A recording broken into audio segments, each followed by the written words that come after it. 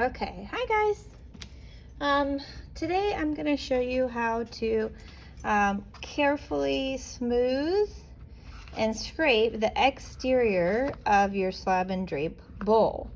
So on the last video I showed you how to go through and smooth out the interior by moving it and twisting it and turning it and going up and down the sides to make sure that all the sides, and then just using your hands and maybe a damp sponge to smooth the inside. That's the bell. Sorry.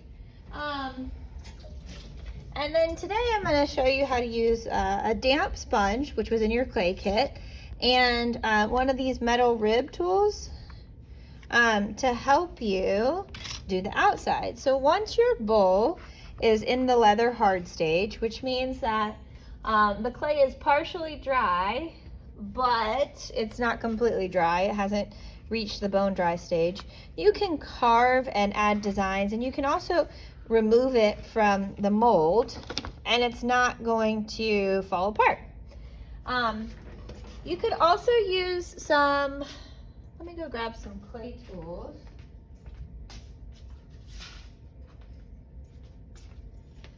You could also use some of these things to help you smooth out some of these wrinkles and this edge here where it's kind of sharp, but I'm just going to show you how I like to use the scraper.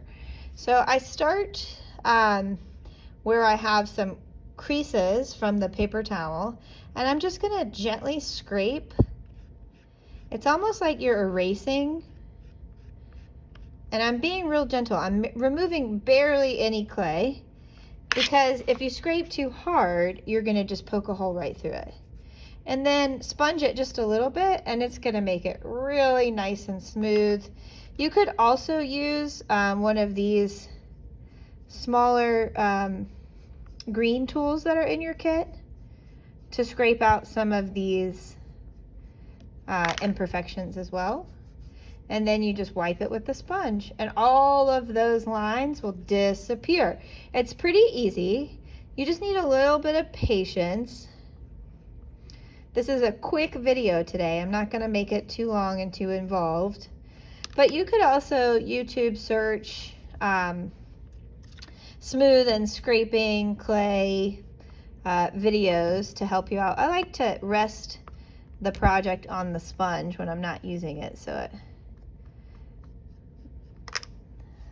kind of holds it, because I don't want to set this end on the table because then it could bend or ding.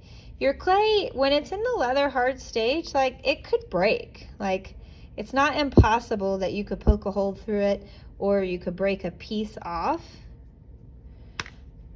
So that's how you smooth the outside. So I want to trim this edge, so I'm going to show you how to do that really quick. I like to put it back in the mold for this so I can turn it really gently. And you can use one of these green tools to kind of just carve that edge down so it's smooth and flat.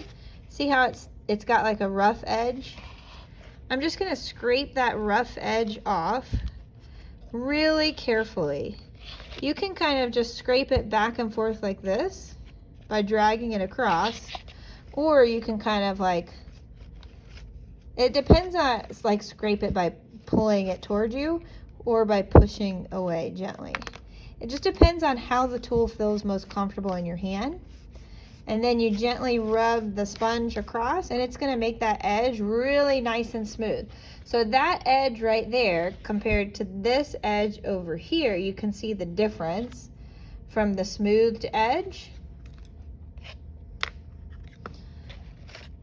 And putting it, like turning the bowl upside down and putting the your clay on top of it just helps you hold on to it a little bit better.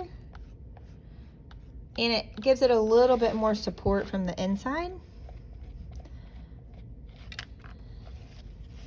So I'm just scraping and smoothing. My sponge is very, it's not very wet. It's like really kind of, it's just got a little bit of water in it, because if you notice, the yellow sponge turns gray. And that's because I mentioned before that it's picking up the sediments. When you rub it back and forth over your object, you could literally just rub right through the clay because it's picking up the silt from the surface. So I'm just going to continue to smooth this out and scrape this down. So you always scrape and then smooth. That's the way that I like to do it. I feel like it's the most effective for getting your edges nice and smooth. And then I'm going to just continue to gently scrape. And then smooth it out. So that the exterior of the bowl looks just as good as the interior. The sponge and the metal scraping tool are yours, just like the green tools. You guys don't have to return those when you bring your clay back for me to put it in the kiln. If you have not already brought me your pinch pots, that's okay. You can still bring them up. I'm not firing this class until I have them all. It'd also be cool if you just let me know. Some of you, I'm not sure who all picked up clay and who didn't, because I got messages from a few people saying they were going to come a different day, or so I'm actually not sure exactly how many students came and picked up clay this time.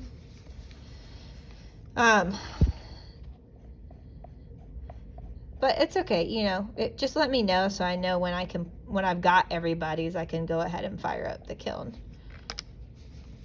So the last thing that you're gonna do is, before you leave it out of the bag for it to completely dry, I like to use just a paper clip, which I don't think I put in your kit this time, but I will next time. I like to just unfold a paper clip and just carve my initials and a 7 for 7th period in the bottom, your first and last initial, and then a 7 so that I know whose project it is. You want to be really careful because you don't want to poke a hole into the other side of your bowl. But I think, you know, I think I'm gonna leave this the way that, well, I gotta do it this side. But I feel like I'm not gonna overly decorate this. The point of this assignment isn't the decoration. That's gonna be our next project. We're gonna get into some theme and some decorating and some symbolism. But this time we're just trying to duplicate forms.